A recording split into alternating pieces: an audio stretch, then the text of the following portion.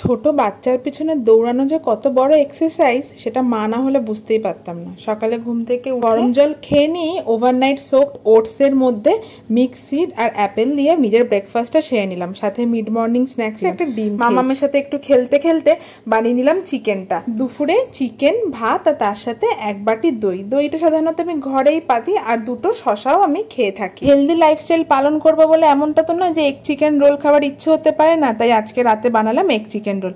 তোমাদেরকেও তাই রেসিপিটা দেখিয়ে দিচ্ছি। প্রথমে চিকেনগুলোকে সিদ্ধ করে নেবো। একটু বোনওয়ালা চিকেন এলে না নরম থাকে চিকেনগুলো। বোন থেকে চিকেনগুলো ছাড়িয়ে নিলাম। প্যানের মধ্যে হালকা ঘি দিয়ে কিউব করে কেটে রাখা পেঁয়াজ, টমেটো আর চিকেনটাকে হালকা ভাজা করে নিলাম। এরপরে ওই ফ্রাইং প্যানে ওই অল্প ঘিয়ের মধ্যে নুন আর চিলি ফ্লেক্স দিয়ে ফেটিয়ে রাখা ডিম আর আটার রুটি দিয়ে হালকা ভাজা করে নেবো। এরপরে ওই যে চিকেনটার মধ্যে নুন, chilli flakes, chaat masala, bit লবণ এই সমস্ত ভালো করে মিক্স করে রুটির মধ্যে ভরে দিয়ে র্যাপ করে দিলে ready healthy version of egg chicken roll.